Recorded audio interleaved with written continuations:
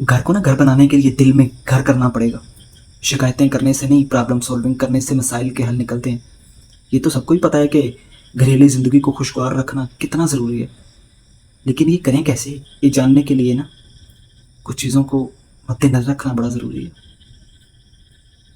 صرف یہ کہ شوہر جب گھر سے نکلتے ہیں نا، باہر قدم رکھتے ہیں، تو رستے میں نا بل بورڈز پر مسکراتی لڑکیوں پر نظر پڑتی ہے. آفس میں داخل ہوتے ہیں نا تو ریسیپشن سے ایک مسکراتا ہوا سلام استقبال کرتا ہے. سارا دن سجی سمری خوش اخلاقی کا مظاہرہ کرتی کولیگس کے ساتھ گزرتا ہے دن. فیس بک آن کرے نا تو وہاں بھی مسکراہٹیں. لیکن گھر کے اندر آتے ہی بیوی پر نظر پڑتی ہے اور کسی اور کام میں مشغول دور سے ہی سلام کر دیتی ہے. مسکراہٹ تو دور کی بات ہے، پاس بھی کم ہی آتی ہے. آپ نے سب سے پہلی تبدیلی تو یہ لے کر آنی ہے کہ میاں کو اچھے طریقے سے ویلکم کریں. نہیں بھی دل کر رہا تو بھی مسکرائیں.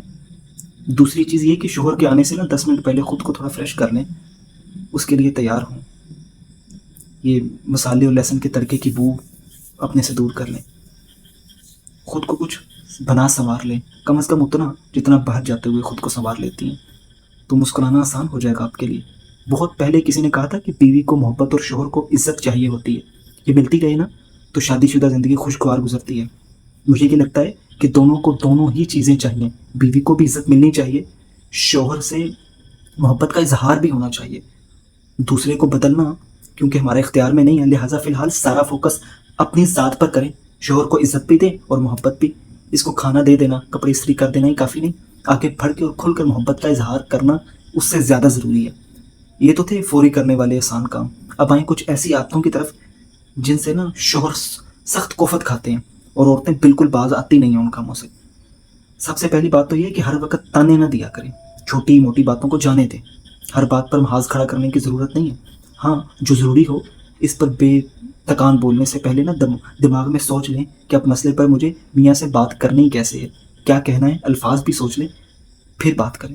کوشش پوری کریں کہ سسرال کو زیادہ ڈسکس نہ کریں. جیسے آپ کو آپ کے ماں باپ بہن بھائی عزیز ہیں نا، شوہر کو بھی اس کے پیارے عزیز ہیں. ساس کو لے کر خواتین کو عموماً 2 ہی مسائل ہوتے ہیں: پیسہ ادھر لٹاتے ہیں یا محبتیں وہاں لٹاتے ہیں. اپنے آپ کو یہ سمجھائیں کہ رزق اللہ کی دین ہے، وہ انہیں لوگوں کے نصیب کا اللہ نے میرے شوہر کو دیا ہے. اگر آپ اس بات پر جھگڑیں گی تو پھر آپ کو پتہ نہیں لگنے دے گا. سسرال میں بھی بری مشہور ہو گئے، عزت بھی گوائیں گی. حالانکہ تو آپ کے نصیب کا ہے نا، تو اللہ 2 پہاڑوں کے درمیان سے بھی وہ آپ کو عطا کر دے گا. پھر جھگڑا کہے گا. اور رہی بات محبتوں کی، یاد رکھیں کہ اگر شوہر کے دل میں جگہ بنانی ہے نا تو اس کے پیاروں سے محبت کرنی پڑے گی. محبت بھی اللہ ہی دل میں ڈالتے ہیں. آپ کے زور زبردستی سے تو آپ اپنا رہا سہا مقام بھی کھو دیں گی. ہاں، شوہر سے ہر طریقے سے محبت کا اظہار کرتی رہیں تو وہ سب پلٹ کر واپس ضرور آ جائے گا. اس طرح نا ایک ہی بات کی بار بار تکرار بھی مناسب نہیں ہے. نہ ہی کئی سال پہلے کی باتوں کا بار بار تذکرہ کیا جائے. میں یہ نہیں کہتا کہ اپنے احساسات اور جذبات کا اظہار ہی نہ کریں، لیکن میرا کہنا یہ ہے کہ زیادہ چیزوں کو قبول کر لیں. کچھ باتوں پر سٹینڈ لیں جو واقعی اس قابل ہوں کہ ان پہ سٹینڈ لیا جائے. الفاظ بھی مناسب ہوں، لہجہ بھی بے عزتی کرنے والا نہ ہو، اور دونوں اس بات کو ڈسکس کریں. شوہر کا آپ کی بات سے متفق ہونا ضروری نہیں، لیکن آپ کہہ دیجئے کیونکہ کہیں بغیر دل کا حال صرف اللہ ہی جانتے ہیں. شوہر کے مزاج کی وجہ سے نا اگر بات کرنا مشکل لگے تو مختصر مگر جامع الفاظ میں بات لکھ کر کہہ دیں. ای میل یا ٹیکسٹ بھی کیا جا سکتا ہے. ہر بات اپنے گھر والوں تک فوری پہنچانے کی عادت ختم کر دیں. ہاں، اگر یہ لگے کہ حالات ہاتھ سے نکلتے جا رہے ہیں تو ایسے میں اپنے بڑوں کو ساتھ شامل کریں صلح کروانے کے لیے. ان کی دعا بعض اوقات وہ کرشمے کرتی ہے جو ہماری ہر کوشش مل کر نہیں کر پاتی. ایک بہت اہم بات، فیس بک یوٹیوب پر دیکھ کر یا خواتین کے بتانے پر یہ فیصلہ نہ لیں کہ فلاں کا شوہر بہت اچھا ہے، اس کو گھماتا پھراتا ہے، مہنگے تحائف لے کر دیتا ہے. اس کے گھر کی پریشانی آپ کو نہیں معلوم. اپنے شوہر کا دوسروں کے شوہروں کے ساتھ موازنہ کر کے نا اپنی اور شوہر کی زندگی مشکل نہ بنائیں.